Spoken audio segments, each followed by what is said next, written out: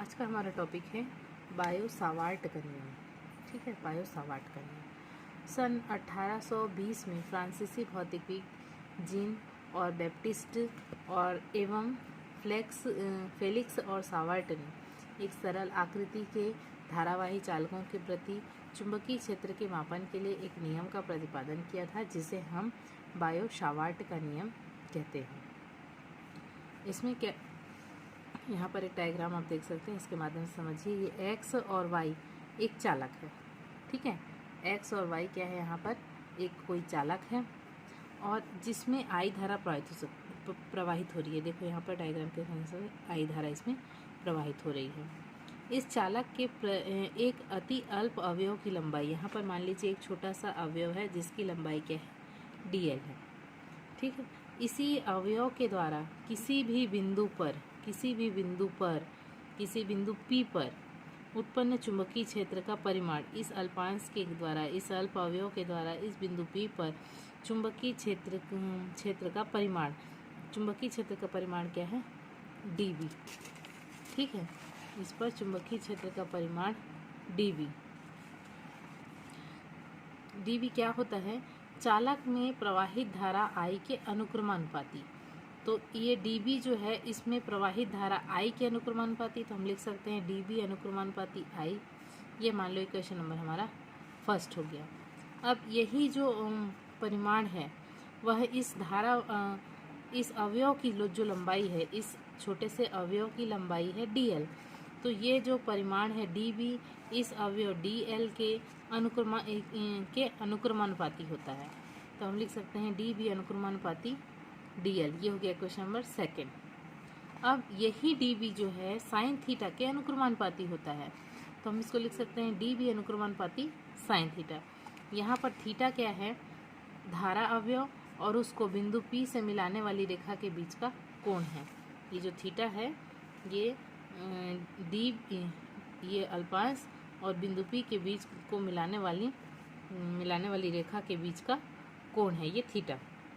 ठीक है, अब यही जो अवयव है, यही जो परिमाण है dB, वह इस धारा अवयव से बिंदु P के बीच की दूरी के वर्ग के व्युत्क्रमानुपाती। अब देख सकते हो यहाँ पर कि ये अवयव से इस बिंदु P के बीच की दूरी कितनी है, r। तो क्या बोल रहा है, ये जो परिमाण है इन दोनों के बीच की दूरी r के वर्ग के व्युत्क्रमानुपाती होता है। तो इसके r के वर्ग के व्युत्क्रमानुपाती, तो यानी कि dB अनुक्रमानुपाती 1/r का स्क्वायर। ये हो गया क्वेश्चन नंबर 4। अभी question number first, second, third और फोर्थ को मिला करके लिखने पर, क्योंकि ये सभी जो है dB का ही वैल्यू है। Question number first, second, third, fourth, ये सभी जो है dB का ही वैल्यू है, dB के अनुक्रमानुपाती है। तो हम लिख सकते हैं dB अनुक्रमानुपाती I dl sine theta upon r का स्क्वायर। अब ये अनुक्रमानुपाती का अगर साइन हटेगा तो यहाँ पर एक कांस्टेंट लग जाएगा। ठीक है, तो dB is equal to k I dl sine theta upon r का स्क्वायर। Equation number 5। ठीक है, k जो है यहाँ पर एक अनुपातिक नियतांक है। अब SI पद्धति में वायु निर्वात के लिए k का जो वैल्यू है वो है k is equal to mu not upon 4 pi tesla metre per ampere. ठीक है, जहाँ पर म्यू नॉट क्या है, निर्वात की चुंबकशीलता।